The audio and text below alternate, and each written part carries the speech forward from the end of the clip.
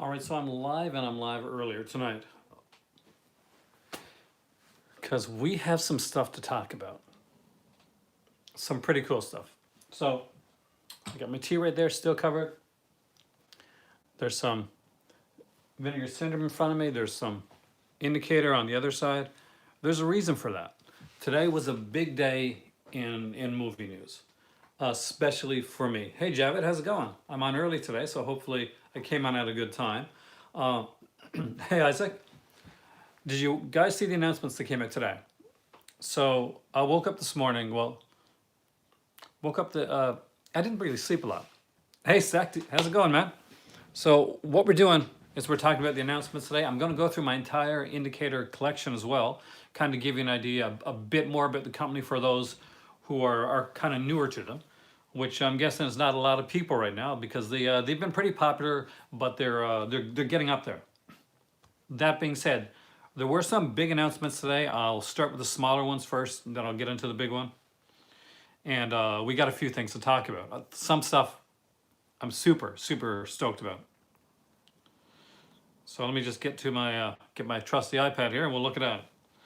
So, Voice Squad was officially announced from Scream Factory. Everybody knew this was coming. Eureka, I haven't seen the Eureka ones yet, so there's stuff that I haven't seen yet. I'll check on those as well. Wait a minute, I did see one. And this kind of got me excited. Vinegar Syndrome made an announcement for their second non-mystery title.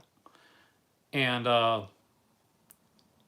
it's interesting because, well, you'll find out why. Anyway, so their second, the non-mystery title is Satan's Slaves, which is going to be, so now there's only the two mystery titles. A lot of people, myself included, thought it was going to be Play Dead because they had hinted around with Play Dead. Now, I'm guessing one of the Eureka announcements, Coming Home exactly, and I think the Golem was also announced as being released, Javid, by Eureka. Do I have that correct? Is that Eureka that's putting the Golem?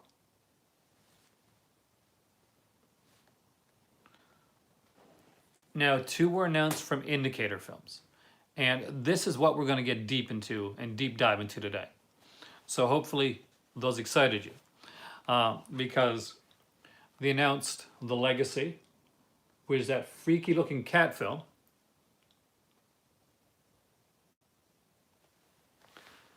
But for me, the biggest surprise for me today, because let's be honest, it's not, I'm super excited that Coming Home is coming out, but it's not a surprise that Coming Home is coming from Eureka. It actually makes perfect sense, which is awesome. But this I didn't expect. This is the latest box set from Indicator and Indicator, basically Powerhouse Indicator. This is Bloody Terror, and what this is basically, it's a box set of Norman J. Warren films. Now, if the name Norman J. Warren sounds familiar to you, you're either like me and you're a big fan, or you've heard me talking about Norman J. Warren and Vinegar Syndrome. Because Vinegar Syndrome has been putting out a few Norman J. Warren's titles. As you can tell, right now, Satan's Slaves, which is in the set, has been announced as the one of the upcoming things for that. Yes, they have, Javed. There was a slipcover edition of it back in the day. I actually brought up the Norman J. Warren titles that I got from Vinegar Syndrome here, so you can see three of the titles that are going to be in the box set. Now, one thing I have to tell you, one thing that I do want to tell you right away, and I literally, as soon as the pre-order hit for this on Amazon, UK, I ordered the Norman J. Warren set, pre-ordered it right away. There was no blinking, there was no like having to think on it. I knew this is one thing that I was going to want. And I will get into the features as well in a little bit. So, what's been put out? Hey, Corey, are you excited about the sets? Norman J. Warren set coming from Indicator, Bloody Terror. So, right now, this is what Vinegar Syndrome has out by Warren. There's Prey. Now, this is the limited edition slipcover. Now, what you'll normally see this looking like is right here. Halfway to Black Friday sale is coming on from May the 24th to May the 27th, Javid. So get it in on early on the May 24th. That's when you're going to see the limited edition show up. They put out Tear by Norman J. Warren. And most recently, they put out Bloody New Year. Yeah, Corey, at this point, I have already pre-ordered the Norman J. Warren set. You know, Corey, you know I'm a big fan of Norman J. Warren, that I really like his stuff. And so you knew this was going to be something that I was going to be into. Pretty good. My better half is back home now, so that's always a plus. She's chilling out, relaxing. Almost got. Hey, Wolf. What are his films like? His films are different. They're good. I'll put you this one. Okay. So, Prey is a sci-fi horror film about this kind of animalistic alien that comes down and takes on the form of a man, and he kind of comes between this lesbian couple that are living out in a country home on their own. It's a good film. It's got a nice pace to it. I didn't think it went too slow. It did it right, and this highly successful, well done film. The Terror is what Norman J. Warren likes to call his version of Suspiria. It is a witch film. It's exactly what you think it is. It's a witch film. It's people being terrorized by witches with the thing in the back with the 1700s. Basically, so many hundred years ago, something bad happens to a witch, so there's like a curse put on, that type of thing, and done in modern times. Bloody New Year is a film about a group of people that get. I don't want to give it away too much, but let's just say there's an island, there's ghosts, there's creatures, there's a bit of supernatural, there's a bit of science fiction. His movies are supremely entertaining. That's one thing I can say. I find his movies really, really entertaining. I'm always up for a Norman J. Warren film. Every one of these here are films that, I'll be honest with you, I've watched several times. None of these films, not one of these films, are one that I've watched once. They're one that I've watched half a dozen to a dozen times.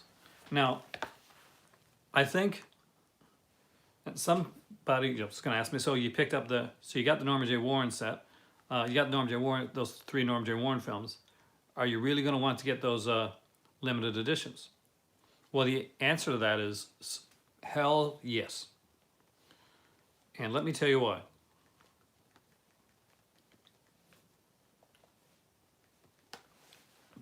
One, because I'm such a huge fan of Norman J. Warren, and because of this. So if you go to the page right now, the indicator page, it's right here. You see the box set there. So I'm just going to hit on the Norman J. Warren set. So there's 6,000 of these, right? Limited edition.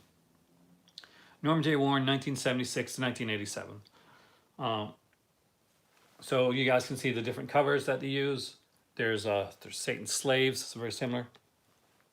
Prey, Terror, and Seminode, which a lot of people are really excited about.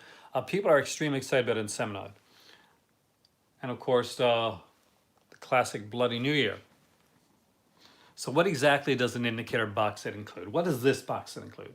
Well, aside from the 5 films that each get their own, get their own Blu-ray, they're going to have new 2K restorations for each of the 5 films. They're going to have the original mono audio for each of these films here. There is the BHP interview with Norman J. Warren. It's going to be a long one. It's a recording made by the British Entertainment History Project. Satan's Slaves got an audio commentary with Norman J. Warren and David McGillivray. I hope I got that right. And a second commentary with Warren and composer John Scott. Prey is going to have a commentary with Norman J. Warren and Jonathan Rigby. Terror is going to have a Norman J. Warren and screenwriter David McGillivray commentary. And Seminode is going to have audio commentary with Norman J. Warren and assistant director Gary White. We're going to have Bloody New Year having an audio commentary with Norman J. Warren and film critic Josephine Botting. All You Need Is Blood, a 1976 vintage making of blah, blah, blah. I get it right. Satan Slaves. Creating Satan, a 2004 archival documentary on the making of Satan Slaves. Devilish Music, an archive interview with composer John Scott from Satan Slaves. Satan Slaves alternate scenes. Keep on Running, an archival documentary on the making of Prey, featuring interviews with Warren, the actor Sally Faulkner, producer Terry Marcel, and others. We got Prey on set with Norman J. Warren, location footage with new Norman J. Warren commentary for that on-set footage. Bloody Good Fun, it's an archival documentary on the making of Prey. Interview with John Nolan, the terror actor recalls making the film. Deleted Scenes, Subterranean Universe, an archival documentary on Inseminide. Inseminide tends to be the one that are getting people really excited, by the way. Interview with Trevor Thomas, new interview with Inseminide actor. Inseminide Girl, an interview with archival interview with Judy Geeson. Electronic Approach, an archival interview with the composer of Inseminide. Interview with Catherine Roman from Bloody New Year. Interview with Steve Emerson. Norman J. Warren, a sort of autobiography. An archival career encompassing interview, so basically talking about his entire career.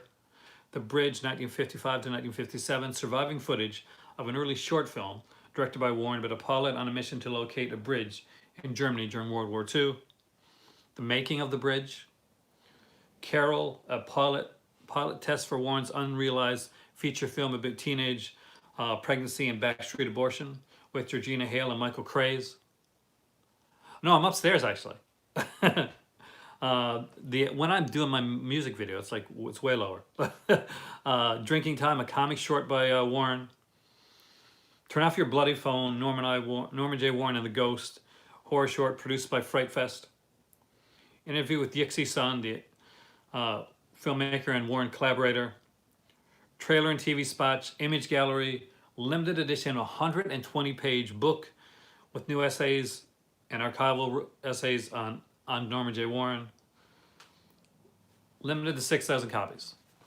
I think that is pretty much the definitive Norman J. Warren box set that we're getting right there. And it's coming out on July the 22nd. So you got a bit of time to save up for it. What I did, because I didn't have the bones to go and just grab it right now and just go from Indicator, is I did the pre-order from Amazon, and I got it in right away because it is a limited edition, and it's one that I really want. This, aside from the Hammer stuff, this really is the biggest, the serious deep dive that I've seen them do for horror in Indicator, and I really want to see more horror coming out from that company. They put out some amazing stuff. Indicator puts out some amazing titles, and for those who've never bought an Indicator box set, or seen an Indicator title, I have the William Castle ones, which is an awesome one. I'm a fan of both of those directors, but I'll be honest, I completely knew there's a William Castle set coming ahead of time. When it came to Indicator, I knew that was coming. I was very excited about it, but I never in a million years would have expected Indicator to do this set, to do a Norman J. Warren set. I'm extremely excited about it. I'm kind of blown away that they're actually doing it, but so let's do it. For the people that never had seen Indicator before, Javid has got some stuff. I'll go over the smaller stuff first. So if you've never had an Indicator title, this is kind of what you get. So this is Torture Garden right here. This is a regular Indicator title. This is like the... Now it is sort of a limited edition in that Indicator will always have inside their stuff, they'll have like a reversible artwork, cover-wise. And it'll be, usually, most of these are region-free. Not quite sure about the Norman J. Warren. We'll see if that's going to be region-free as well. They'll also have, until these sell out anyway, an amazing booklet in their sets. Easy to read, lots of great information. This Torture Garden one. Dude, did you see 13 Wolfman? Did you see the Indicator announcements? Hey, Coach Trini. So, because that's what we're talking about right now. Actually, I'm going through my indicator stuff for people that I don't know. But this is coming out. Hey, Henry, how's it going? So Holy Terror is coming out, and of course the Legacy. The Legacy is coming out as well, and we'll look into both of those. And so to give people an idea of what to expect from this, I already pre-ordered the Norman J. Warren set. It is one of the few sets this year that I got to say got me excited. Immediately got me excited. This is the first time in a while since probably the Bergman set that it's something that I've wanted immediately. This is their Happy Birthday to Me. Of course, you've seen the Mill Creek one. This is the release that Indicator put out. This was the limited edition with the booklet. It's on Amazon. I'm not sure it's on Amazon.com yet, but I get my stuff from Amazon UK when it comes to those releases, unless they're cheaper down on Amazon CA. So I immediately pre-order this on Amazon UK. If it goes for cheaper on Amazon CA, I'll pre-order it there. But right now, and this is an early, like Indicator. They used to have Blu-ray DVD combo packs. Now they've gone straight for Blu-ray. So these are just straight normal Indicator stuff. These are the normal titles with amazing like booklets and sets, and just to let you guys know, like the amount of features, seals, boxes. Those are the amount of features that are on these titles. But what you want to see, what you need to know, is the I'd say go to Amazon UK. That's where I would get it. Me personally, like last year, basically my Blu-ray release of the year, because I didn't include the Bergman set because obviously that was beyond a normal set. That was like the epitome for its time. But for the regular, for everything else, for my Blu-ray releases of the year, this one. This is the Night of the Demon set that came out last year in 2008. It was extremely popular.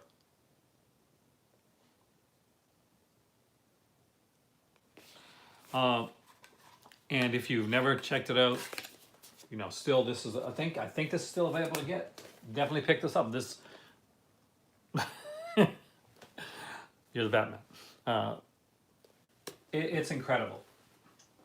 Now, with all that being said, let's look into their stuff. So this was the very first Indicator box set that I bought. I think this was the very first Indicator box set actually, and it is Sinbad. My better half's a huge Sinbad fan. She saw this, and to be completely honest with you, I had not bought any Indicator before this. It was my better half. She was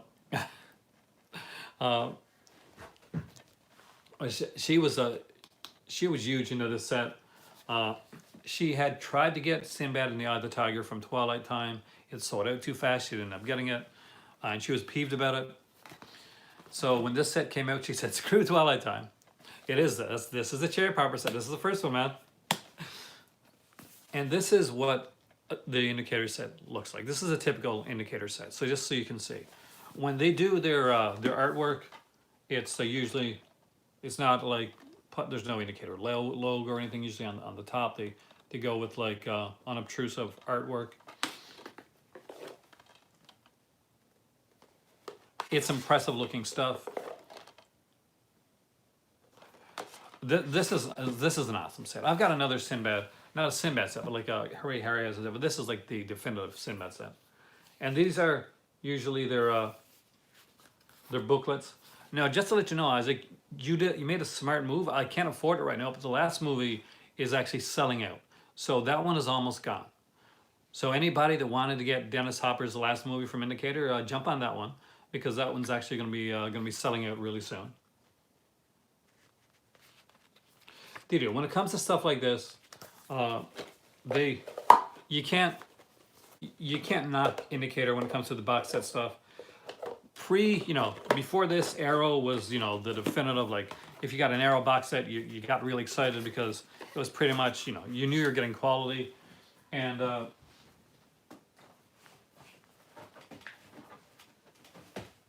Indicator just seemed to do something. Like I just completely fell in love with their company and the stuff that they did. So this is the second one they put out. This is volume 1 of the Ray Harryhausen set. And as you can see, it's got some great films on there. There's, I think, It, right? Yeah, It that Came from Beneath the Sea, 20 Million Miles Earth, and Three Worlds of Gulliver. You know, they went up there. I think they did, actually, when it comes to this stuff. I, I love the fact that you just, you know, these are just these are the posters. These are legit, the film's posters. 20 Million Miles Earth, that's nice. The fact that they, and just look, once you take this off, this is gonna like tear something. So I recommend, what I'm gonna do with all of mine is kind of fold them up and put them in the box. I recommend doing that because eventually this is gonna tear, and you don't want this to tear. You want to lose it. This has got your limited edition number on it, right? You don't want to lose that. But they have like fantastic artwork wrap around it. It's numbered. All their ones are numbered, much like Criterion. So they're smart that way. They know they're going to get the OCD people like me. Ah, I got to put this in right. So with the Sinbad set and the Ray Harryhausen set, a lot of people wondered, well, what could come next from Indicator? Well, Indicator had more Harryhausen goodness to give us. I'm a huge Harryhausen fan, so this is where they got me. This is where Indicator got me with the Harryhausen stuff.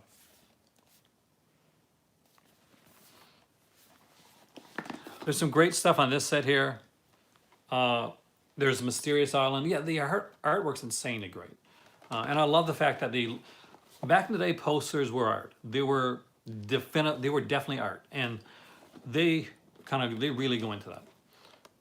We got the Jason and the Argonauts there, the poster, and of course there is First Man on the Moon. I love the poster of that one. And so did they, so much so that it became the. Oh, their extras are great, and the thing is that what they did when they first started out was they'd put on like extras, and they'd be varied, and there'd be like kind of certain ones that would be shorter, right? It'd be shorter, like 5 minutes, 10 minutes, that type of thing. And as they kept doing stuff, is it really? Basically, you saw the extras would become bigger. There's a lot more coming out. There's a lot of these interviews coming out, and kind of BFI interviews and interviews with like career retrospective interviews, things that as a movie fan, as a cinephile, you definitely wanted to see. But they didn't stop there. They didn't stop with just giving you the best of the Harryhausen fantasy stuff. No, after that, I'll take the thing off it. They put out their first Hammer box set. And this is Hammer Fear Warning. The crab still freaks me out a bit. You can see the features on the back here. Oh yeah. So Maniac is a really good Kieran Matthews film. I actually really like this one. We got the classic monster film, The Gorgon, on here. We got The Curse of the Mummy's Tomb. And we have Fanatic. Now, what's really cool about this one is that whereas they put like the movies got their own like got a 120-page booklet or a 100-page booklet based on the other ones. You're not going to come back with Indicator, man. They're good stuff. Each one of these here in this set has its own individual booklet in these Hammer sets. So, like for instance, the Sinbad set is coming out, like going to be taken apart basically, and they're going to take these booklets out. For some people, they'll say, well, the booklet, it's not that big of a deal, it doesn't matter. As far as I know, there's a couple that are going out of, I'll check afterwards, Isaac, for you. There's a couple that are actually going out of print right now. But I know that last movie is definitely hitting in low stock quantity. So they may put out a singular release of that one later on. I always say to get the box sets. So their next one would be Hammer Volume 2. And this one is Criminal Intent. This is a really, really good set. There's some awesome films on this one.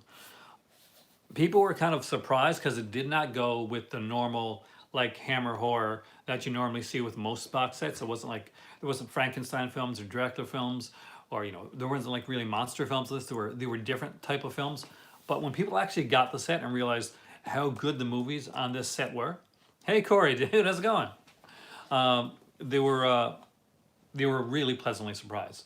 So there is the kind of the thriller, The Snorkel, which is actually is a really cool one, and it's pretty much kind of in the style of like the kind of like in Stepfather, right, where the young girl knows what's going on, but pretty much none of the older people believe her type of thing. So that type of thing there. There is the Never Take Sweets from a Stranger. Now this one, definitely a serious one.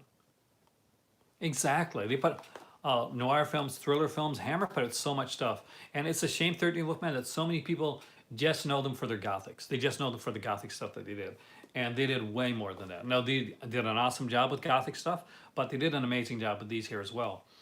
The Full Treatment, which is a really fun film, but the one that surprised everybody, the one that got people to buy this set, like because certain people are like, I'm not sure on this set. I'm not sure if I'm going to get this one.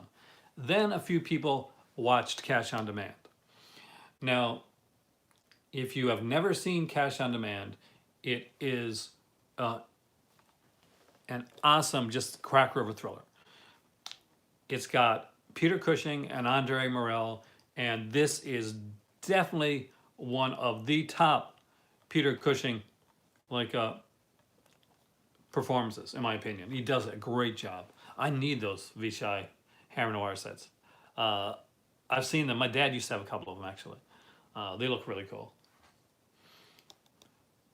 If you don't have this, though, 13 Wolfman, if you like the VCI Noir sets and stuff like that, this one here, Criminal Intent, this is definitely up your alley. Cash on Demand is an amazing film. If you've never seen this film, if you've never heard of it, definitely check it out. This is a really good film. It literally was the thing. You know, you get usually with every like box set or something, there's going to be a movie or a film. Did you like it? That'll kind of sell it.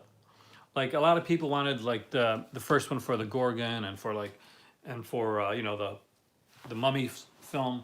I personally went for Maniac and the other one, Fanatic. And when it came to the second volume, a lot of people that ended up getting it were getting it for like Never Take Sweets from a Stranger, which was a really like controversial, really good film. But Cash on Demand is just really fun and tense too. I like that. It's tense. And the third and so far final of the Hammer box sets that were put out is this one right here. And this might very well be my favorite of the three sets. Yeah, looking snazzy today, guys. And this is the, I think it's Blood and Terror, right? That what it's called? Yeah, Blood and Terror. So this is the Blood and Terror set. This is what I call the Boys Adventures of sets. So if you're Canadian or you're from the UK, you've probably heard the term Boys Adventure before. I'm not quite sure. 31. You can tell me if that's like an American phrase too. So there's like a series of like kind of like books and like Treasure Island books and stuff like that. Robert Louis Stevenson, that were considered like at the time, you know, the adventure stories for boys. That, you know, that type of thing. The Gold Bug, all that type of stuff. And this kind of comes across as that type of thing. This is a really fun set. I love this cover. Do you know what this is, by the way? Can you tell who this is? Because you're going to be surprised. So that's Christopher Lee. Terror of the Tongs was the first one we watched on this. Exactly, Wolf is first one we watched on this set. Whoops. Obviously, something like this now would be a little controversial for certain reasons, but you know it was done, you know, back in the day, and he's like, but Chris Lee is famous for these Fu Manchu type roles that he did, and this is actually a pretty good one. I'll show you like an actual picture of him, like there in the role. Now this has a great cast, by the way. Christopher Lee is in this. We got this one's done by written by Jimmy Sangster, I think. But I think the Roger Delgado, I think, is in this one. I'm pretty sure Roger Delgado, the master from Doctor Who, is in this as well. Anyway, great film. Exactly. Um, and really, like, to be completely honest, Guy Rolfe is in this. Guy Rolfe's in this one. This one here, Stranglers in Bombay, is very similar to Terror of the Tongues in the way that they're both adventure films.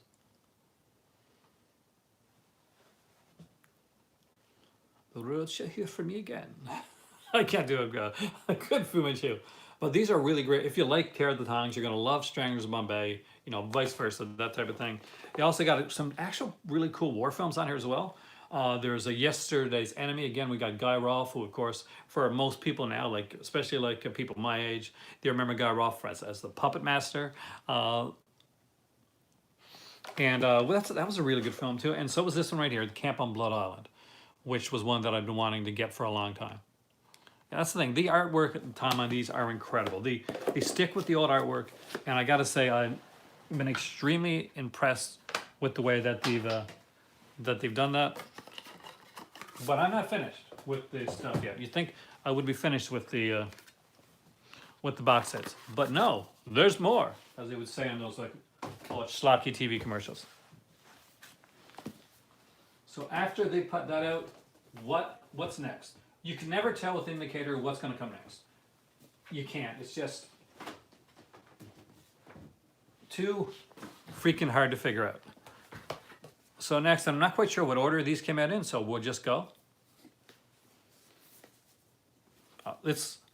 I had to have those, and Indicator has announced. Well, they've kind of like hinted at that.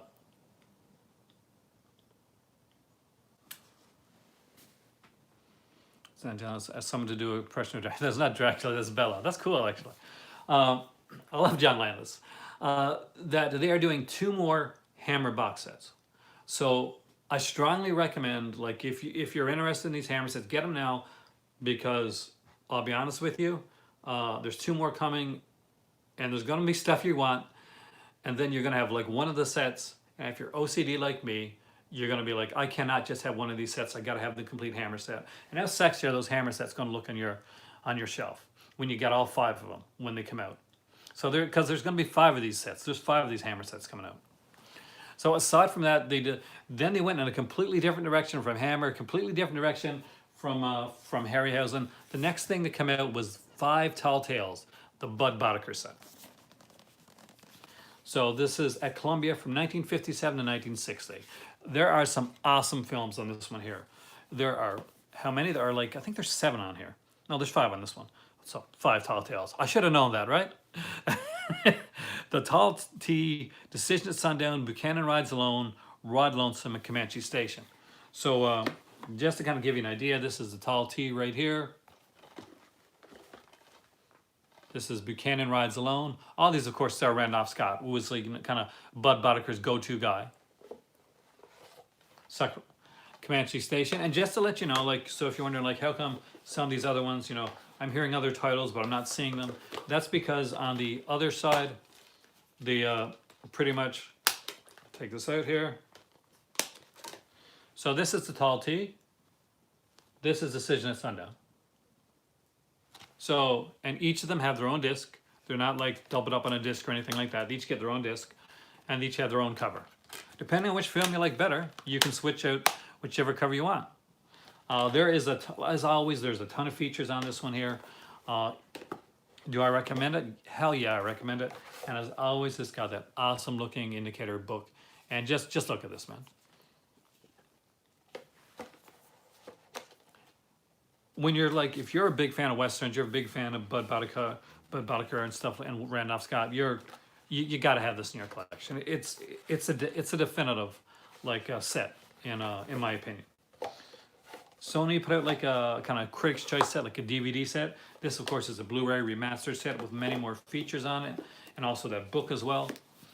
So it's a must. In my opinion, if you like Westerns, this definitely is a must to grab. And going in a completely different way, this one does have 7 films, so I'm going to get it right this time. Randolph Scott and there's Audie Murphy, 2 of my favorites actually. When it comes to Westerns, Randolph Scott and Audie Murphy, kind of like, you know, traditional westerns. Those were the guys that go to. So this here is the Samuel Fuller at Columbia set, 1937 to 1967. So they've gone from like fantasy to horror to westerns to go into like kind of old Hollywood, film noir, you know, that type of stuff. So on this one here, we got It Happened in Hollywood, Adventure in Sahara, Power of the Press, Shockproof, Scandal Sheet, and the first two films that he directed as well, The Crimson Kimono and On the Road USA. Because the thing is that Samuel Fuller started out as a writer, a really good writer, who was unimpressed with what was being done with his films. So he went from writer to auteur director. And I mentioned that last night actually when I was on here. Hey, B-Movie guys.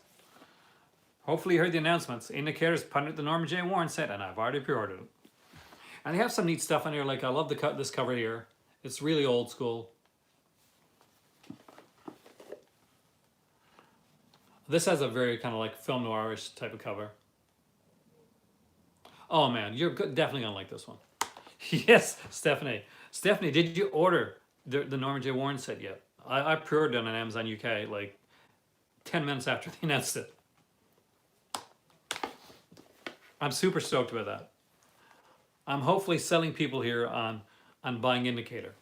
This is The Crimson Kimono. This is a really, really good movie. If you have not seen this movie, it's definitely up there for one of my favorite, hey, Movie Madness, Fuller films. It's just one that I really like, and it was kind of controversial in the time.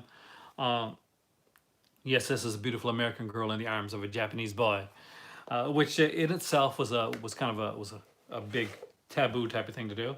And of course, the classic On the Road USA. Indicator is very much just like Criterion. The quality and the amount of work that they put into their stuff. Serialized shot. The announcements were made, and I'm sure you already know this, but Indicator announced that they're putting it the Legacy, and they're putting it the Norman J. Warren box set. And I love Norman J. Warren stuff.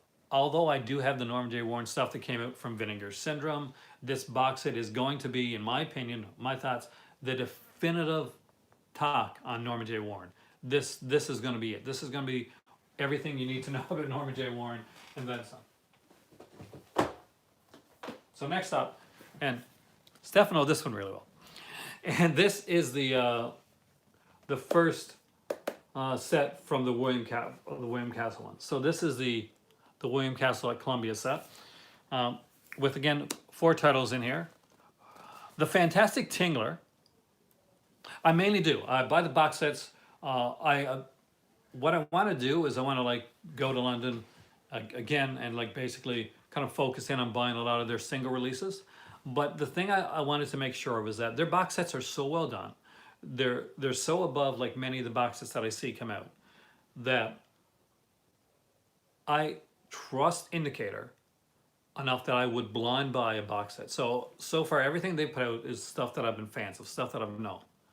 But if Indicator came out tomorrow with a box set and I didn't know it, for instance, say it was 4 movies, it was like a director or a genre that I maybe not as familiar with, I would still grab it because at this point they've built up enough goodwill with me that that just an announcement of a box set from Indicator, it pretty much ensures that I'm going to want it. MVD Rewind have done the same thing. As a company that's done the same thing. Vinegar Syndrome is another one that I blind buy stuff from. Criterion was the first company that I ever blind bought stuff from. So The Tingler, this is a fantastic film. Steph knows this is a fantastic film. This is a really, really good Vincent Price film. And it tends to be one that people have either seen like pieces of or seen trailers of, but a lot of people actually haven't seen The Tingler. And it's a really good one. It's got a really neat gimmick. Basically, the Tingler is this creature. He's pretty much nigh invisible, except, you know, when you can see it. It's like centipede looking type creature, in my opinion. And the only way that you can stop it from getting you, like, because it goes onto basically to your spine, right? And it attaches himself, and it will kill you. It'll go right to your cerebral cortex. But you scream with fear as loud as you can.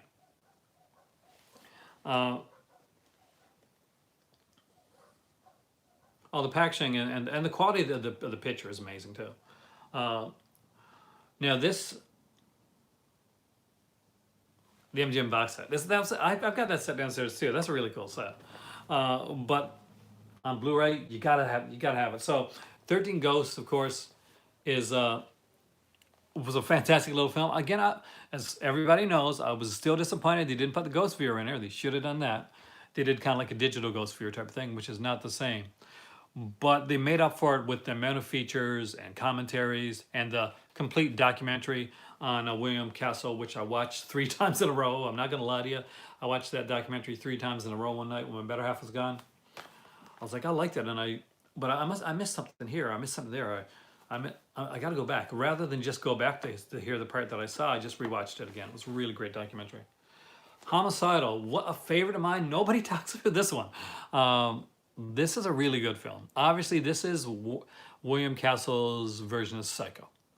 It pretty much it's his version of Psycho, and it's extremely well done. And last but definitely not least is the one that freaked me out the most, the one that creeped me out, the one that gave me nightmares, and freaked me out so much that I could not. I'm not gonna lie to you guys. When I was home here by myself, I couldn't watch this one at night because I got freaked out by Mr. Sardonicus. Now, if you've never seen this film before, and I'm guessing you probably did, basically he wears this thing over his face, and later in the film there is a revelation where you see what Sardonicus actually looks like, and the Joker.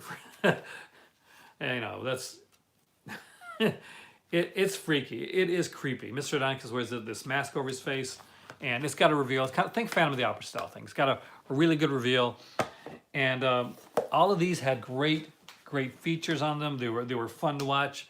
I just had a blast. And then they announced there was going to be another William Castle box set. I was unsure. Did I want to get it? And I'll tell you why.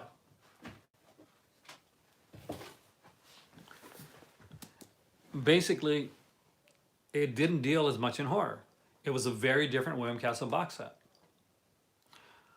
But the thing is, one, I saw some tweets from Steph, and I saw some tweets from a couple other people as well, like really talking about how much fun they're having with the William Castle Volume 2 set. That, and by this time, Indicator really did have enough goodwill built up in me that I knew I could trust them. And I'm glad I did. So when I went to Bay Street Video, I found the William Castle box set Volume 1, and I found Volume 2 there as well. So I bought them both at the same time. So what's on the second box set? It has Tom Poston, from, most people know him from Newhart actually, in a movie called Zots. And I will be completely honest with you, I had no idea what Zots was before this box set. I opened it up and I said, this kind of looks like one of those early Disney films that I used to watch when I was a kid on Disney, like Sunday afternoon, like the Wonderful World of Disney, where you'd see like these, flubber and stuff like that. So this one's called Zots. Next up was a under 60. Dude, grab it. Like if you got the bones for it, like definitely grab it. Under $60 is really good for like an Indicator box set. Next up is a Nancy Drewish type of film. Am I ever going to get mods?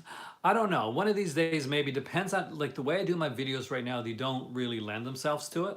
But if I start doing them in a way that I can have moderators, I probably will eventually do that. Lately, I've been too tired, to be honest with you. Next up is 13 Frightened Girls. It's kind of a spy, Nancy Drewish style one. And basically the gimmick on this one, and because he's always got a gimmick, is that there's 13 stars in this film.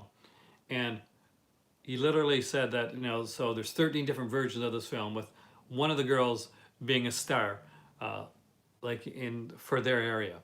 That's so not true. There's one film, but good job, William Castle. Good gimmick job. Next up is the kind of the more comedic version of the Old Dark House, which is again stars Tom Poston. Must have been an actor that he really liked to work with. And I love every version of the Old Dark House. I just find it a fun film. But for no other reason, I'm a huge Joan Crawford fan. I'm a huge fan of this film, Straight Jacket. If you haven't seen Straight Jacket, it's actually a really good film. I remember watching this back in the day, Straight Jacket. You got like Diane Baker, Joan Crawford, Leif Erikson. I kind of think he's a Viking. Okay, that's a different Leif Erikson. And we got Howard St. John. Again, a great one. And as always, guys, you open up these here, and you're going to get these amazing booklets, just with incredible stuff. You're always going to have, no matter what release it is, you're always getting a bonus, reversible slipcover. Sorry, no, sorry, reversible cover there, so that you can choose which one you want. There's always going to be like amazing features on there. You can't go wrong. And that, at this point, was the last box set. You can't go wrong with Joan Crawford next, that they put out. They did, but I'll put you this way, Be Me Rocket. Do you want the Mill Creek Bare Bones edition of Straight Jacket, or do you want? Oh, that's the William Castle set Volume 2. William Castle thing at Columbia Volume 2. So there's two William Castle sets. There's Volume 1 and Volume 2. Do you want the Bare Bones Mill Creek okay edition of of something like Straight Jacket, or? And here I am trying to make you spend more money, right? Oh yeah, there's two more hammer sets coming. Or do you want the one that has? Now this is what's on this one, by the way. So this one here, just to give you an example, we got an audio commentary with film historians Lee Gambine and Emma Westwood. Mirror images, 28-minute appreciation by Jonathan Rigby on the film. Joan Had Me Fired, an interview with actor Anne Helm, the original one that was supposed to play her daughter in the movie. On the Road with Joan Crawford, Battle Axe, the making of Straight Jacket, How to Plan a Movie Murder, a short promotional film starring film star Joan Crawford and screenwriter Robert Bloch, because, yep, Bloch wrote this one. Joan Crawford Axe Test, a Super 8 version of the film, isolated music and effects track, something that we normally only see in Twilight Time editions. I'm sorry. What's my favorite indicator set? It's really, really hard to say. My better half's favorite indicator set, I'm pretty sure she'd go with the Harryhausen or Sinbad. For me, it's really, really hard. I love the hammer sets. I really do. But I'm also a huge Fuller fan, and the Boddicker set is amazing. The William Castle sets are fantastic. It's really hard to say. I can say that Norman J. Warren set that they announced would definitely be in my top 3 of like sets that are going to be like favorites of mine. I know the Norman J. Warren films. I'm a huge fan of that director. It could be the Norman J. Warren one.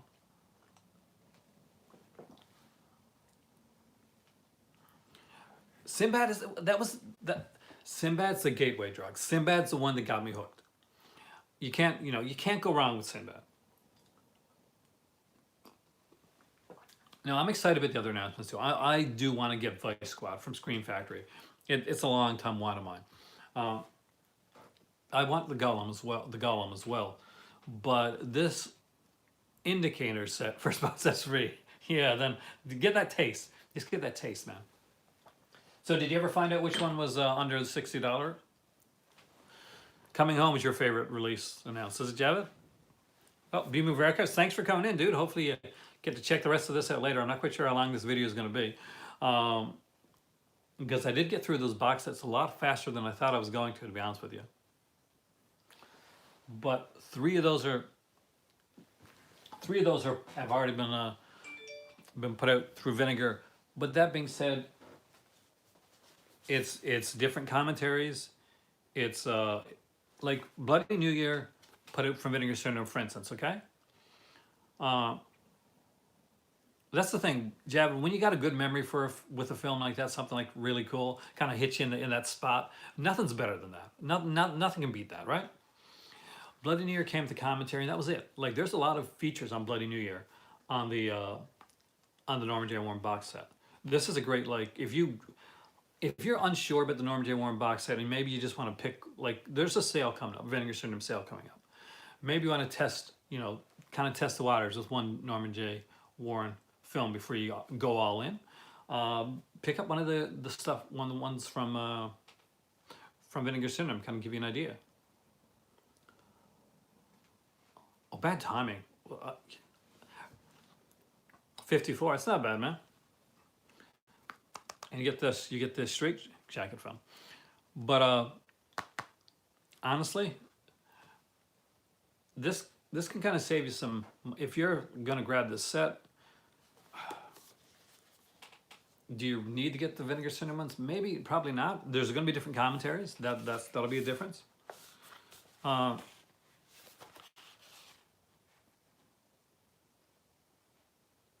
some there'll be some different interviews type of thing. When like Tara has some interviews on it and different commentary, and there's also like a commentary on here like with Warren and a few interviews as well for the Prey. So each one of them are going to have their own thing. I just know that when it comes to Indicator, I've seen the movie, but I don't own it. Hey there, Andy. We have been talking about. I just went through all my Indicator box sets, so if you want to check that out, you can always rewind this later on. Andy, we just talked about the Norman J. Warren set that's coming out from Indicator. It is. Now, it's not the only one that's got obviously, the Legacy, and this one was put up by Scream Factory as well, I think. But then again, this one here is like limited to 3,000. This got Between the Hammer and the Anvil, Mark Quann's acclaimed documentary short film made for the Central Office of Information. Image Gallery, new and improved English subtitles, limited edition exclusive booklet with new essay by Julian Upton. Overview of contemporary critical responses, archival articles, and film.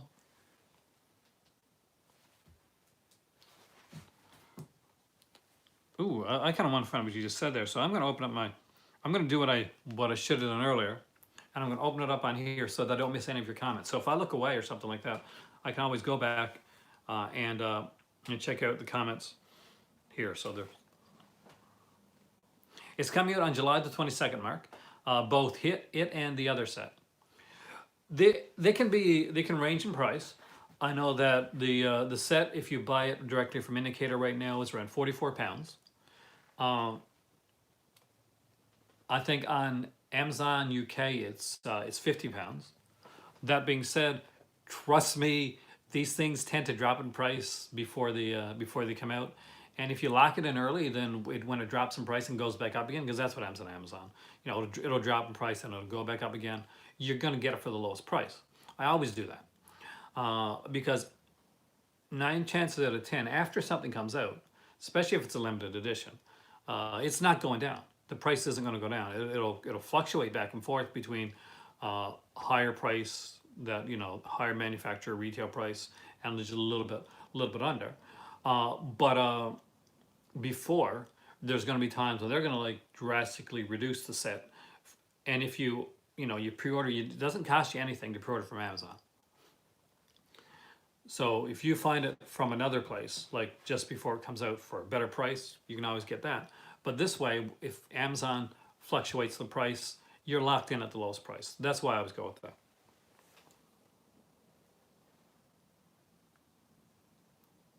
Oh, the hammer. Like, I can do that. I can definitely do a hammer video. See, that's what I did. I just brought this up here. I always find it's kind of neat to be able to do this. Actually, grab my iPad so that I can actually see it. Like, it's harder to do when it's reversed. If I was using my iPad, for instance, and I had my phone out, it's not as easy to see your comments here. Like, they'll pop up here, but often, as you guys know, when I made videos, especially previously, what would happen is that somebody would put a comment up there and it'll be gone, right? Like 10 seconds later, the comment's gone. And I'm like, what did you say? I just missed it, or I only catch half the comment. So now, what I do is I open up my iPad, and as you can see, there's the comment section right there. You guys are talking. And I can actually like, okay, I missed the comment. I can look back and say, okay, that's what that person said. I didn't respond to it. This way I can make sure that I respond to all your comments, and also do some vetting as well when it needs to be done. But yeah,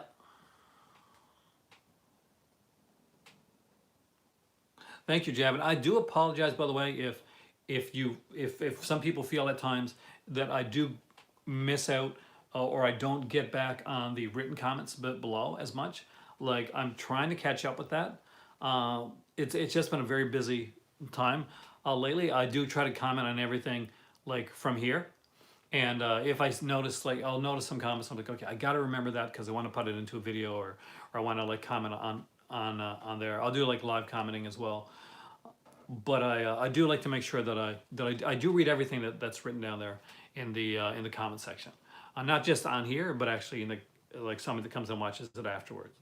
That's because they took the time to come in and do that, and I know that you can do, like, if you're watching a video, sometimes, like, the thing you can, you'd be excited you're watching that video, but you mightn't have the time to, to just to say, okay, I watched a video. You can go on, okay, I watched this video, I'm gonna go watch another video. But people take the time to sit back and write comments. That means a lot to me. Well, that's me. I'm weird that way. So, other news. I mentioned the Sonic thing yesterday. I said I thought the trailer looked fun. So apparently now they're changing the look of Sonic. They're going in to tweak the look of Sonic in the film because of certain negative backlash that they got. I personally don't think they should.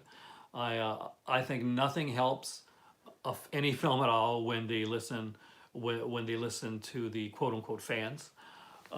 There's a reason that directors hate to have screenings before their films come out, because what happens then is you get a lot of people looking at that and giving their own, like, quote unquote opinions of certain films, and filmmaking should never be done by committee. No, that's just my opinion. My mom got me this cup. I actually really like this because we had an issue with some ants recently, and today I was like, yeah, same here, man. I got to see the Sonic film. There's an ant, like, not here, but like downstairs, right on the ceiling. So doing my best basketball thing, I took the shoe and I leaped up and whacked the ant. So, what do you use to record your videos? Right now, I'm actually using my iPhone. Before Javid, I used to use, Movie Madness. What I used to use was my iPad, which you see in my hand right here, right now. When I originally did my videos back in around 2016-ish, right behind me, when I had pre-taped videos, they would be done on my older iMac right here through iMovie, and I would use like the editing suite through there, and not much editing, to be honest with you.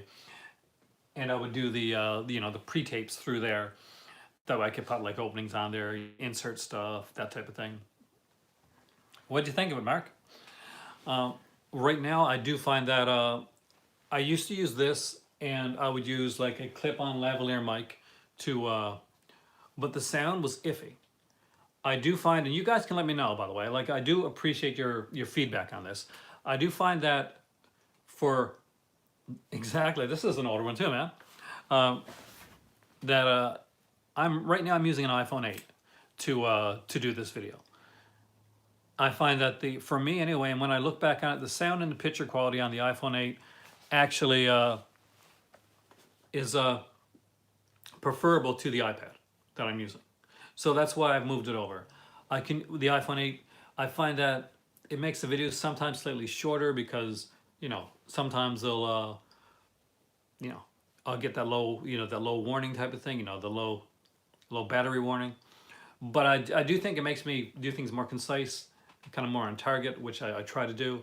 And it lets me kind of respond to you guys by being able to use my iPad as a reading device, as a commenting device. My eyes aren't that good, guys. I'm getting older, so so it's nice to have like a big screen to see that. You prefer the original. From what I've seen of the new remix of Spirit, it looks really nice. But I don't think it's going to take over. It's in any way going to take over the place of the original Suspiria for me.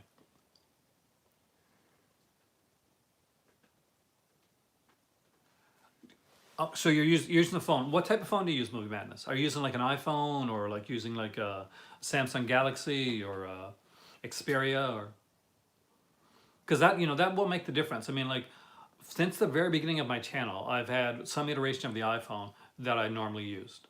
For like a short period of time, I had like a Samsung Galaxy, great phone, but I find the iPhone is more user friendly when it comes to this, or easier.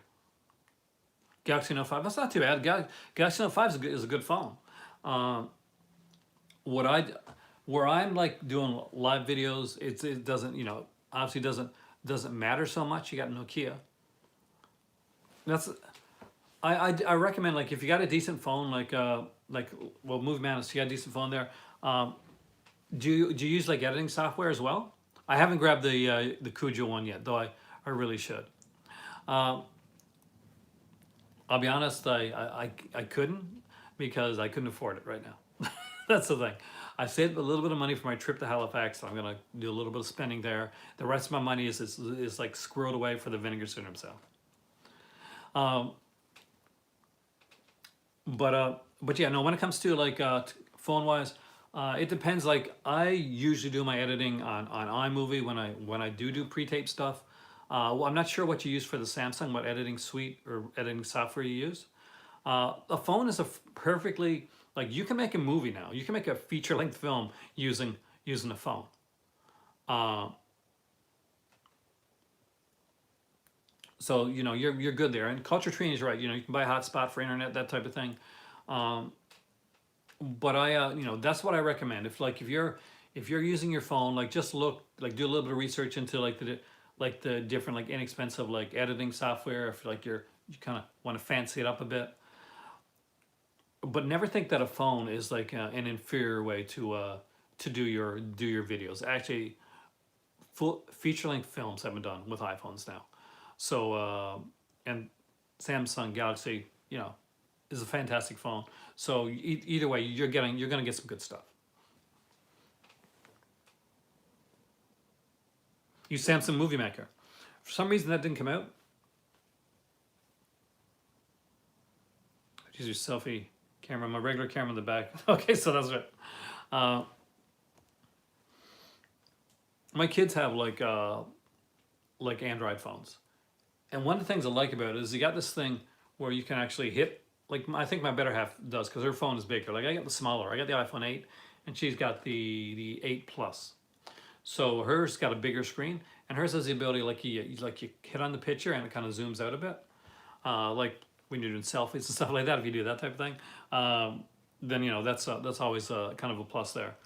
I just find, I'll be honest with you, I just find like Apple products, like it's not to do with like kind of Apple's like the best or anything like that. It has to do with basically I'm older. These are easy to use. It makes it's ease of use for me. Like obviously I'm going back to school now, like to do do computer, and I'm also doing like some online computer courses as well. And actually I'm signing up for an investigation course too. That's what Tom. That's one of the reasons my kids got Android phones. They love using the old the ROMs and the ROM hacks and stuff that you get, like the SNES ones. I remember back in the day, like back when I had like the old computer and like we had the crappy like dial-up internet. But one of the greatest things, one of my greatest discoveries, definitely will, was finding these like cool ROMs and sites. That remember those sites? I don't think they exist anymore. But there used to be able to get these things that like these different like ROMs and stuff. And like nowadays you don't need them because you can, I collect the actual things.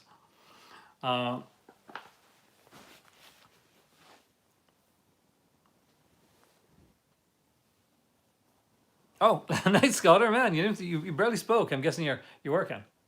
God, yes, Tom. I remember both of those. Oh, my favorite Fulci film. I forgot. Honestly, I don't know if it's my favorite. I really love New York Ripper. Action director. I don't know that one actually. I'll check it out. I really love New York Ripper, and of course, there's the the Gates of Hell trilogy. The one that got me into Fulci, like originally, The Beyond is fantastic. Uh, the Beyond is like art house and regular Fulci put together. There's a bit more to The Beyond than a regular Fulci film. That whole series was. But House by the Cemetery, I'll be completely honest, completely blunt with you. House by the Cemetery is it's just like a dog, exactly. It's probably the first Fulci film that I remember. That I saw. Like I'm not somebody that I'm not going to lie to you and say I'm somebody that saw The Beyond and State of the Living Dead and all those first, and I was there with my pipe and I was like, why yes, that's artistic cinema.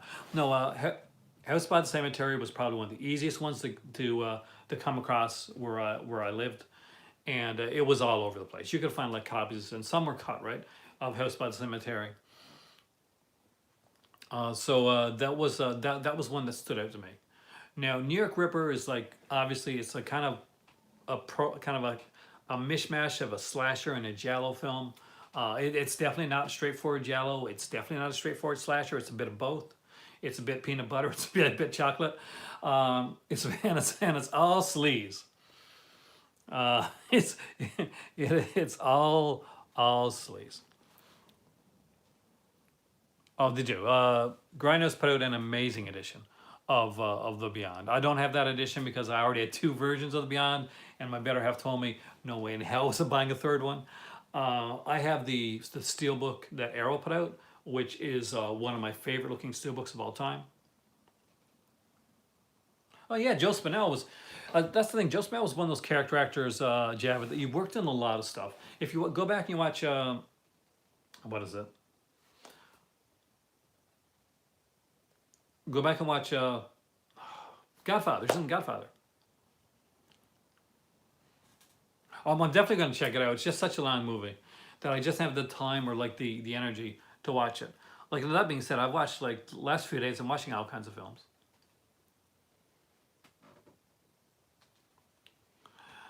Joe Spinell is such a cool actor, and he did so much, and he was liked, like really well liked by every person that he worked with. Like Stallone put him in films. Uh, you know, Coppola, Scorsese, all those guys. Spinell actually has a pretty good filmography if you check him out. He did Maniac because he really, really wanted to do that film. He wanted to do a horror film. He was into this stuff, and he really wanted to make Maniac. Him and Lustig were friends. They'd worked together before, and I think Maniac is one of the most brave performances that an actor can do because he brings out this sweaty, like super unlikable, like awkward, weird character, but fascinating, a fascinating character that by all rights shouldn't work. Like if you just told somebody what Maniac's about as a film, it shouldn't work. You should pretty much hate like everything about it. It's grimy. He's strange. He's a bit disgusting. He's a bit odd. But the film works because Spinell's performance. He commits to it, and that's one thing. It's an important thing with acting. And I don't mean in the silly like acting as in like oh I'm going to become my character. No, once that camera turns on, Joe Spinell turns off, and then we have the character from Maniac, and I can't remember the character's name right now, so I apologize. This thing, yeah, it's a very multi-faceted role. And he is fantastic. When you see him in that, and you see like the small parts that he did in other films, sometimes smaller, sometimes bigger. Obviously, like in Rocky, for instance, Rocky, the character Rocky Balboa, like happens also in Rocky, yeah. Basically, he works for Joe Spinell. He's he's a tough guy.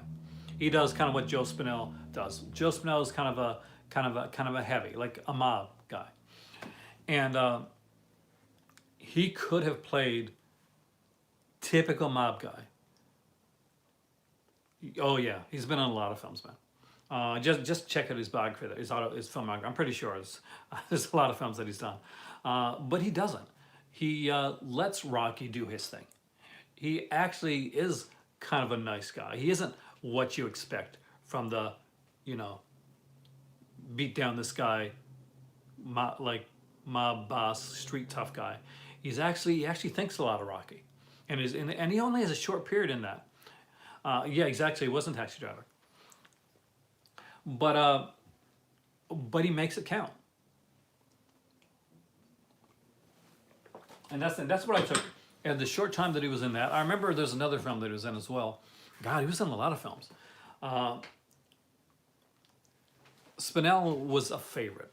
A lot of directors like to use him because he just came out. He was a likable guy. He came off as very real. He was a solid actor. You could depend on him. Uh, no, Joe Spinell, unfortunately, Javed, he passed away quite a while ago. Um, way too early.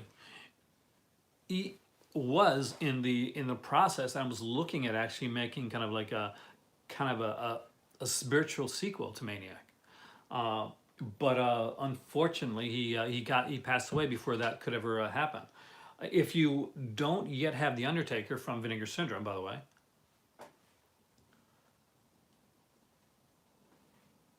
you can, exactly.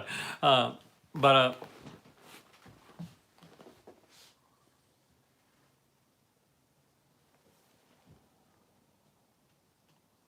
Alien 4K, I gotta pick that up. But he was one of those guys that he did so much. Like,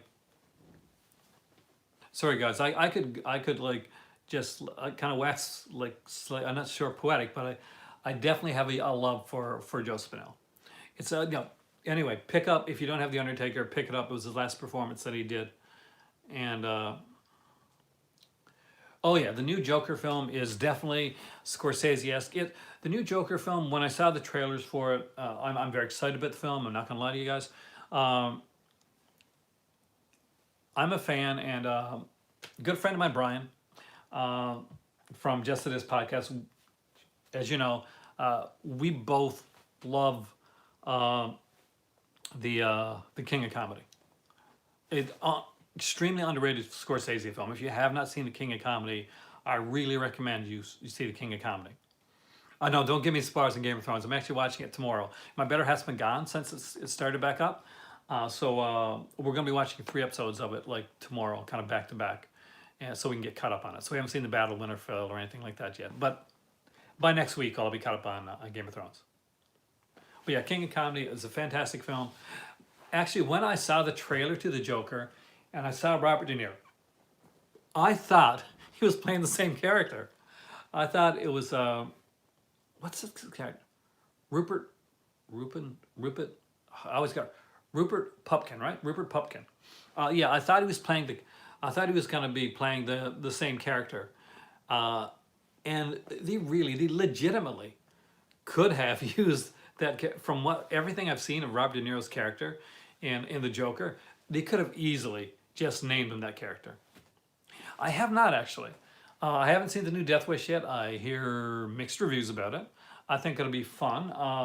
The real sequel, the real reboot of Death Wish, to be totally honest with you, came in a few years back, and it was a good movie. It's called Death Sentence, and it starred Kevin Bacon. That's the real Death Wish. I the new Death Wish one, Tom. Yeah, that's the one with Bruce Willis, where he plays a doctor. I think I'm not sure why, but they decided to make him a doctor in this one. Like he's an architect in the Death Wish films. But like I think it'll be a fun Bruce Willis film, but I don't think you can like match the intensity and just the kind of raw energy of a film like the original Death Wish. Like Bronson's the man. That's the thing. I'm a huge Bronson fan, and when they announced that Death Wish was going to be remade, I said, you know what, they can do that. Death Wish is a film series that they can remake. And then they said Bruce Willis, and I was like, okay. There's one issue with this is that Bruce Willis tends to like to make Bruce Willis films. I love Michael Wintersell. I mean, he is an odd director and definitely on more of the sleazier side with some of his stuff. Like, you guys saw Death Wish 2, right? Because Death Wish 2. That's my favorite of the Death Wish films, I think. I like part 2, I think, best. I just like the villains are really bad. Like, in a good way. Like, they're really, really evil. In Death Wish, people tend to forget that it's not a typical revenge film. Death Wish is a character study film. There is no revenge to Death Wish. He does not go back and find the people that killed his wife. Uh, he doesn't do it. He doesn't go back and go out and shoot them and kill them. People tend to think that because they think of the sequels where Bronson goes out and gets revenge on like the person that caused his daughter to be murdered and raped his daughter and raped his housekeeper and all that type of stuff, or killed his friend, or like or terrorized the neighborhood, or killed the friend of a friend. Really, not a good idea to become Kiersey's friend in the Death Wish film, or a love interest. But in the first film, he doesn't. He does not get them. He does not find them. He does not kill them. He does not get revenge. He goes out and he becomes a vigilante because of what happened to his wife. What happened to his family. But it's not a revenge film. He doesn't get revenge on the people that killed him. They get away with it. That's right. I got that right. I think I got that correct. In Death Wish 2, it becomes the standard revenge motif. That's when we get like the revenge aspect of it, where he goes. Some people attack his, they steal a wallet. They attack his daughter and his housekeeper. It's a lot of like assault in Death Wish 2. Come to think of it, but he goes back and he gets every one of them, and that's pretty much the standard throughout that. Jill Ireland. That's why I married her, man. Jeff. That's why I married her. And they were married for. They stayed married, didn't they? Did they stay married? My dad would know this right away. I think they did. He worked with her, like obviously that was his wife. So he worked with her in a lot of films, like The Assassination, for instance, another Bronson Ireland film. I'm gonna use this cup from now on because I love this. This has this like thing. Same here, Mark. Death Wish 2 is my favorite. I got the Scream Factory uncut edition of Death Wish 2. That was really, really good. Ah, that sucks, dude. They did a steelbook. I didn't know that. Lawrence Fishburne's in part 2. Yeah, Lawrence Fishburne's in part 2. Who is it? Jeff Goldblum. Is it Jeff Goldblum? I didn't know Jimmy Page is the music though. That's neat though. I think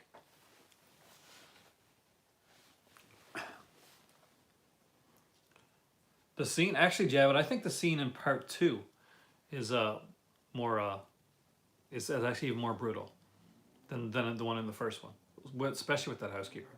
That's like it keeps going on and on. Yep, unfortunately, Peter Mayhew passed away today, guys, at the age of 74. The guy that played Chewbacca in the Star Wars films, right from the beginning. He has unfortunately passed on, and rest in peace, Peter Mayhew. I'm a huge Star Wars fan, so I was actually going to mention that at the beginning of the video, but I forgot. I do apologize. Wasn't God, not Jeff Goldblum. I know Jeff Goldblum's in it. Yeah. Unfortunately, I had to tell him better half too. 7 original actors left. I'm surprised. I'm actually surprised that there are actually still 7 left from the original films. My better half. I almost did actually. I'm not gonna lie to you. Chewie. But there's another guy. Isn't Judge Reinhold? Is Judge Reinhold in one of those films, or am I thinking of something else? Remember Judge Reinhold from like Beverly Hills Cop movies, and like he's done a lot of stuff. He was big when I was growing up. He did a lot of movies. That's true, actually. That's actually a good point. Actually, 74 is actually a young age to pass on. But the fact that he was so tall, and unfortunately with height like that, there is health considerations. Look at guys like Andre the Giant and people like that. people with gigantism and stuff. So when you're taller, there's different things on your heart, especially that tends to be an issue that you have to keep, have to watch out for. I had a friend that I worked with, who was around like 7 foot something, and he was like in his 20s. He was like younger than me at the time. I might have been, I think it was like 30, 31 at the time. And he was like, he had to like watch, he had to monitor his heart because of his height. Uh, yeah, you just see these guys and they're big and they're tall and they're mountainously big guys. So you think, no, okay, these guys are going to be, this is the pinnacle. This is what you want to get, and then there's then those issues. It happens. Watch the original trilogy tonight. That's nice, actually. I like that. Watch and I'm not even joking here. Watch the holiday special. Chewbacca and his family. A lot of people rag on that. I watched it when I was a kid, and I enjoyed it for what it was. It wasn't meant to be Star Wars. It was a TV holiday special with like variety and stuff in there. Yeah, Shaq's still, well, Shaq's still out there, but he's definitely going strong, all right. Basketball players, though, they do have to be like in the pinnacle condition of health, of health, when it comes to that. So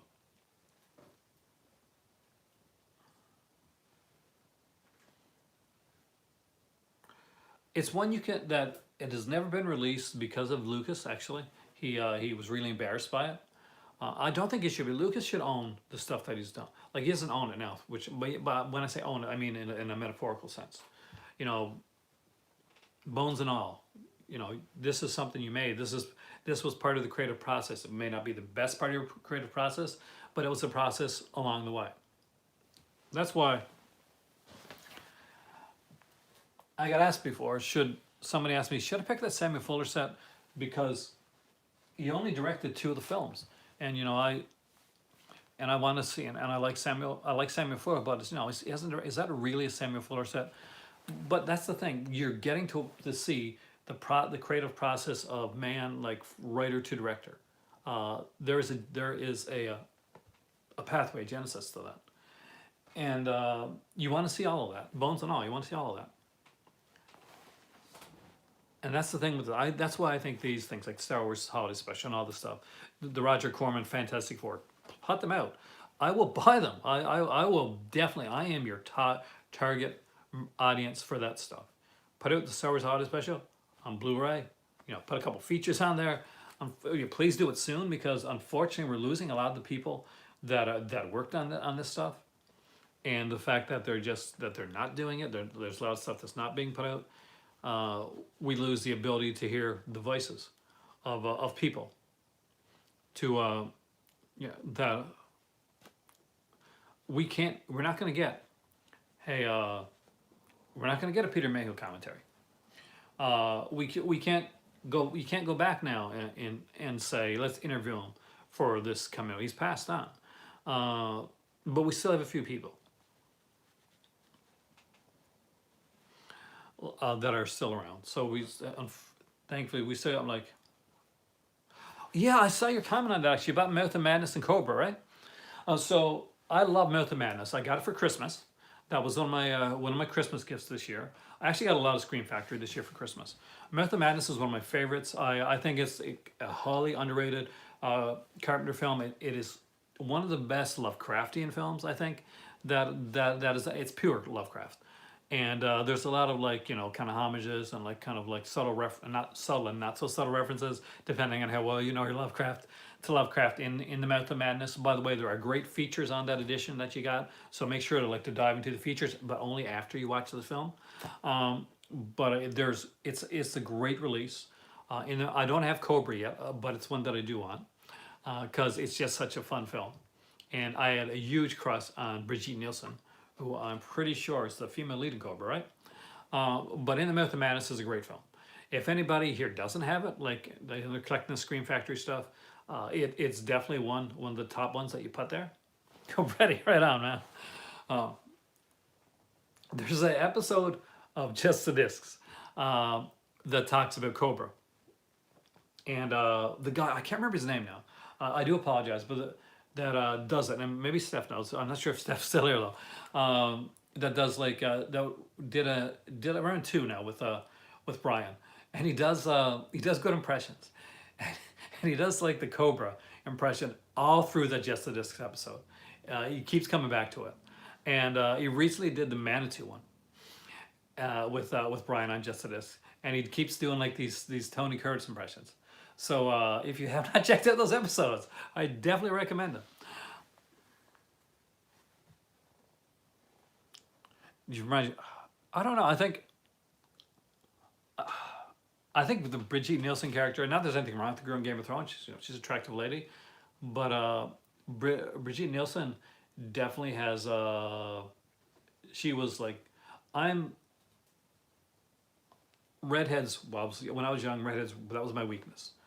I totally became tongue-tied when it came to redheads. So Brigitte Nielsen, she just definitely she would have been like would have been my dream as teen Aaron type of thing.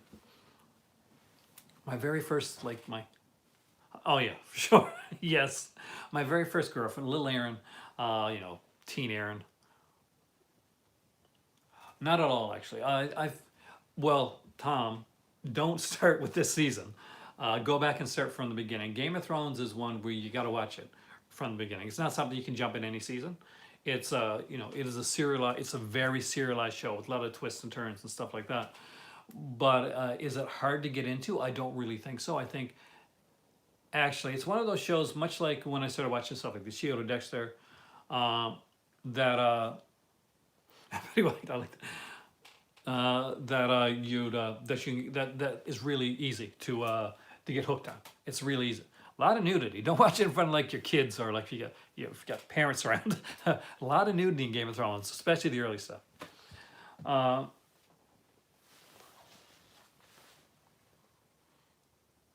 Spicy. Yeah, that's me. I was awkward, guys. I was no Romeo as a kid. No, not at all. I was the opposite. I was the awkward guy. That was me. Any dating that happened for Aaron happened in spite of himself. So that's I'm gonna be honest with you. I wish I could say I was smooth and kind of James Bondy and stuff. No, everybody wants to be.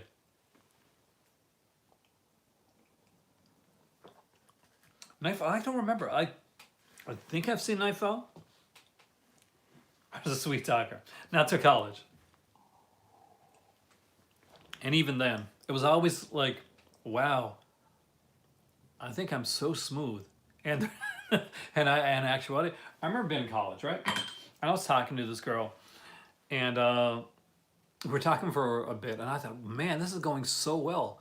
I'm so smooth right now. This is awesome. And she looked at me and she said, you sound just like you're reading from a script. You sound like you sound like you're in a film. And I'm like, yeah, yeah, I do. But I'm okay with that. I'm pretty fine with that. Yeah, I didn't. No, only on the forehead or the cheek. I was none of those Luke experiences, man. I'm hoping that Luke is going to be the new film as well. Smooth talker, yeah, smooth, right, Javed?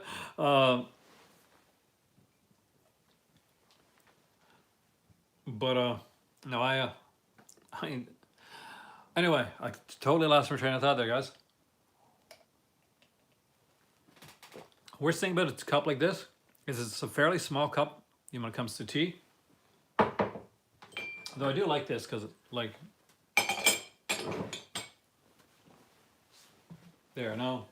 nothing getting in, no dirt, no insects, anything getting in my tea or my teacup while I'm waiting to make a new cup.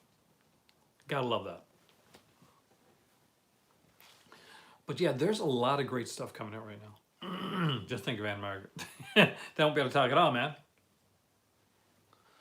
It's a religion or something of the sort. Rise of Skywalker. it'd be interesting to see.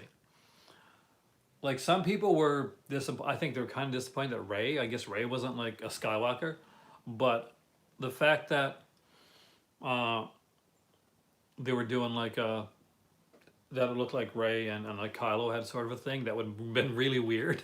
So it's kind of made sense that she wasn't. Method of Madness is a thinking man. I think like anything Lovecraftian is like in my opinion is a thinking person's like horror film, and that does seem like a little obnoxious, I guess to say. Not for me. I didn't make that film, but it does it any film that kind of like challenges you a bit or kind of makes you think a bit more. You're from the South? My better half actually went to university in the South, in the U.S. No, this is just, we have lots of different types of tea. Uh, but this is just regular orange pico. My better half can make sweet tea because she lived out, I think it was, might have been Georgia? Somewhere like that. Somewhere like Georgia, I think she lived. Wherever she went anyways, she went to university, and I think there when they had like the person speak at the end of when he graduated, he had like Billy Joel, and I've always been super jealous about that because I'm a huge Billy Joel fan. I love his music, and she just pretty much didn't know who he was really at that point, or not well.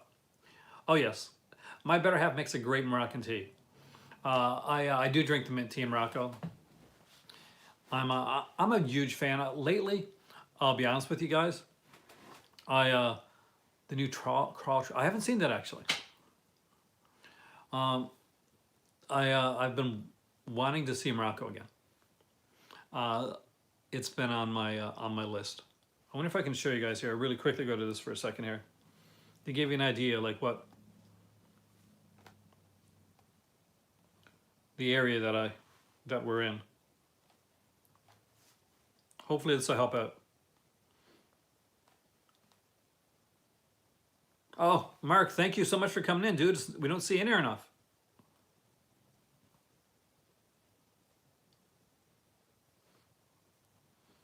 I'm gonna see if I can do this like really fast. You don't want to see shirtless Aaron. Here, my Aaron, I'm sunbathing. So we're not gonna go into that one. But I'll give you an idea. Hopefully you can see this. So this is our place. This in Morocco. Well, one of them. We have two. Let's see if I can actually.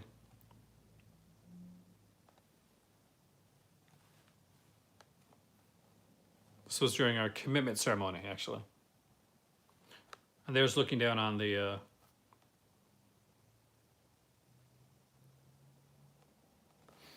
So that's where. This area right here is like where I think her parents are there now, but that's where her my kids actually spent their time when they were there. And that's just just the garden area. Anyways, just kind of let you guys see like a little bit of that area. It's a fantastic area. I love Morocco. I'm a super big fan of it over there, and I like the fact that it's well located. So if I want to fly out to London or want to go to Paris or something like that, it's actually oh here yeah, it's actually kind of a.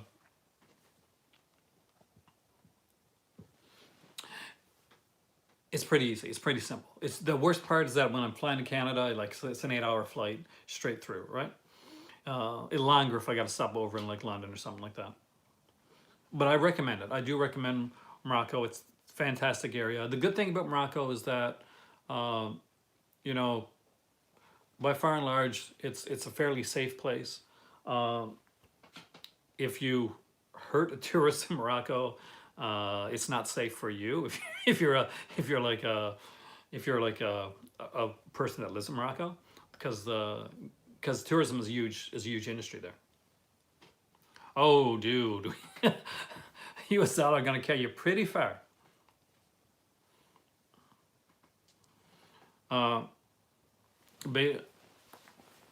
Because what they have there is what's called a dirham. That's their unit of currency.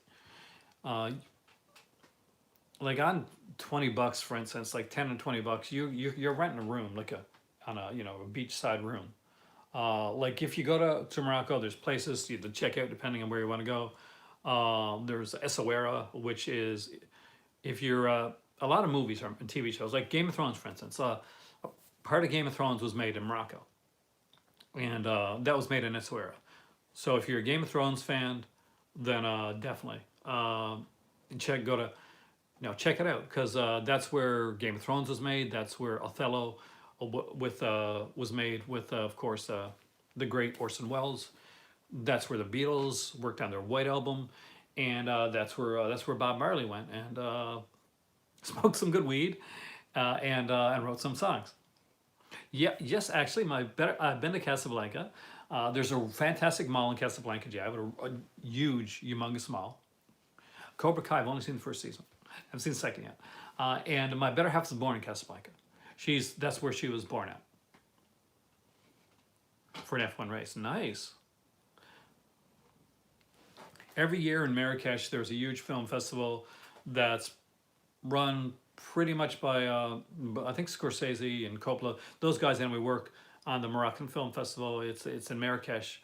It happens every year, and a lot of movies premiere there. So my better half sister, she worked for the festival for a couple years actually. Did so she got to speak with some of those people. She got to I was super jealous. She got to speak with Scorsese. She got to speak with Coppola and guys like that. And I've seen a few Moroccan films. My Hinds, that's my better half's name. Her dad. I'm not gonna say anything. Stack. Her dad actually was in a film back in the day, like a Moroccan, like kind of an art, kind of a Moroccan version of it. This guy's 8.5. So if you've seen Fellini's 8.5, it's that type of thing. And her dad is in it. He actually has a really important part in the film. I've seen definitely a few Moroccan films. Trance is obviously from the Scorsese World Cinema collection that they put out. I've watched that a few times. Yes, marijuana is legal in Newfoundland. I'm not in Newfoundland anymore. I'm in Nova Scotia, but it's legal all over Canada actually. I will remember. You're Batman. But yeah, marijuana's been legal here for a bit, which is good. I think it's going to help out economy wise, stuff like that, and definitely less harmful than like alcohol, which can be really really dangerous. That being said, if you're young, if you're 15 or 16 years old, wait till you're a little bit older or something like that, because your brain is still growing and processing and stuff like that. You get like 19, 20, 21. And like in all honesty, yes, I have before. I'm not like I'm not a Kevin Smith type guy. That's not me. My biggest addiction is is film, and probably tea there. Yeah, I will I have be the right age, be of age to do it. Just regular like marijuana. Couple different strains type thing, but nothing, when I say like legal marijuana type stuff, and I've smoked only the legal stuff. We'll get into that. I grew up in the 80s when there's a lot of that going around. So and I was not like I saw a lot of friends that that got into some like serious stuff, man. Yeah, a bit. Like it made me hungry. It's like it made me enjoy. I was watching SpongeBob SquarePants, made me enjoy that. But like I had a lot of friends that were into like some pretty hard stuff. When I went to college, I got to see like a whole different side of it. This was the late '80s. Things like cocaine and LSD and all that were around, and that was not my thing. And it's not my bag, man. This is my Austin Powers thing. But because I had to. I remember like we used to have parties at because I lived in I didn't live in a dorm in my first year of college. There was me and there was 3 other girls that lived in this in this house. So every week we would have and eventually another guy too as well. We'd have like a party. We'd have like a party every week because we're one of the places we actually got our own house. But so this girl came in. and I guess we didn't realize it, but she had some, she had some more serious. She was coked out basically, and she was on like a pretty pretty bad trip. Uh, we ended up having to put her like in the bathtub. Well, not as, kind of like Three's Company. um, we had to put her, except there's like four, but anyway, so we had to put her in the bathtub and like kind of slowly bring her down type of thing. It was a pretty scary experience. I'm not gonna lie to you. It's probably the reason I said, no, I don't think I need to get into anything like any serious hard stuff. Um, one, you know, uh, you can wreck your life that way, right? And two, I got to see firsthand the effects that it had on people around me. I watched one of my good friends from college go from like being like this, literally like this ladies' man type of guy, to when I saw him last, like less than 100 pounds. It was, and like on the street, like once, like, blowing smokes type of thing. So yeah, so I totally agree with marijuana, legalization of marijuana. I just, be careful. Marijuana is not, by the way, well, I'll debunk something. Marijuana's not a gateway drug. Most people that smoke marijuana don't go on to do anything harder than marijuana, and often don't even keep smoking marijuana itself. But some people just have personalities that they're going to be doing something harder anyway. It is hard. I mean, like, that's the thing. We've all got friends.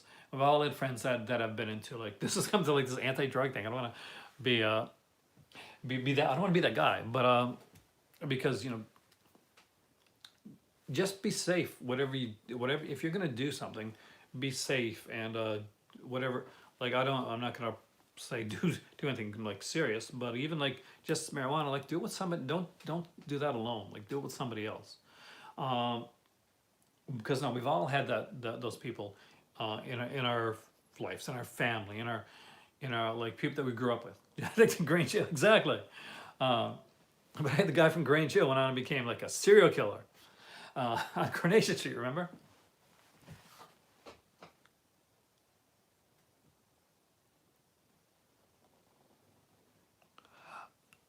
I never got people that would do things that would literally say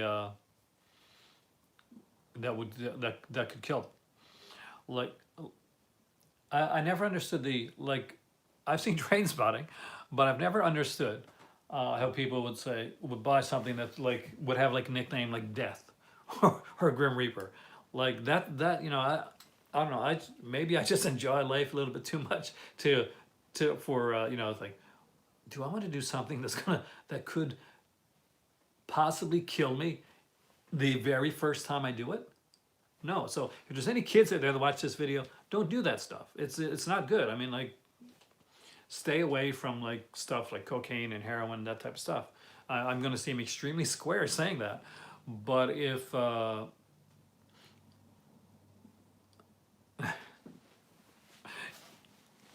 it keeps a younger person from doing that, okay, so I'm all right with that. It's so weird. So I'm not remotely British, but I did love Grange Hill. Uh,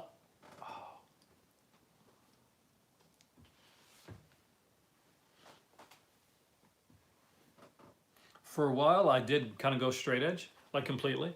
But I'm not gonna lie to you. I do like the occasional beer. Like, I'm not a drinker. I'm not the person who drinks to get drunk. That's not me. Uh, like every once in a while, like if we go to like a wine show, for instance, that's like, that sounds so weird, but yeah, it's true. My better half loves like going to the wine shows. We used to go to them back in St. John's. Grange Hill, for guys who don't know it, Grange Hill is a show for our North Americans over here. Think of Grange Hill as like Degrassi, like it's kind of Degrassi-esque, like the old school Degrassi. What's the popular? I don't know. Actually, I'm not from Nova Scotia, and I just pick up whatever kind of catches my eye at the time. I know that if you've ever seen, there's a Newfoundland like comedy group on YouTube called The Outhouse, and their humor is very Newfoundland. I think they're really funny, but their humor is very Newfoundland. So some people don't really get into it, but I actually like them. But I know they attack with Blue Star a lot, and I remember things. For me, like I wouldn't drink I don't drink a lot of the normal stuff. Um, I like I don't, when I went to a party, I just the this is gonna sound so wussy, but I just have a Corona and I can put a slice of lime in it, and that was good for me. My favorite beer of all time is Bellhaven's Best, and I can't get it anymore. It's a Scottish beer, I think. I think it's a Scottish beer, super smooth. Yeah, I've actually heard the name a couple times while I was trying. I had to look him up actually because somebody mentioned him to me. The actor is John Easton. That's nice. It's been a while since I've seen EastEnders, guys. So, but I recommend if you like that type of stuff, Javid, definitely check out The Outhouse. Um, they're really funny. I think their last video was like Newfoundland's version of Aladdin. But I like some of their stuff, like. But I like a lot of their comical stuff, like how to like the reference is probably not going to make much sense here, but the like how to decide how to figure out if you're a skeet, and skeet is a Newfoundland term. It's hard to explain. Watch the Outhouse video. It- but uh, but yeah, no, I recommend them. Great guys, and extremely funny. I wish I had their humor. I'm a dad, so I got like dad humor. So just so you know, guys, if it kind of froze there for a second, there's a reason for that. So we have gone into low power aspect of this right now. So right now, unfortunately, as much fun as I'm having right now at 107 minutes, which I don't think is, I think is a respectable time for a video. Although a lot of people coming in here for the first time usually find this a little daunting that these videos are this long. Thank you so much for joining me today. Check out that Norman J. Warren box set. Coming home as well. Check that out. There's so much. Sounds like there's a fire going on there somewhere. I'll definitely see you next time, guys. I am Aaron. I'm super excited about the Norman J. Warren set.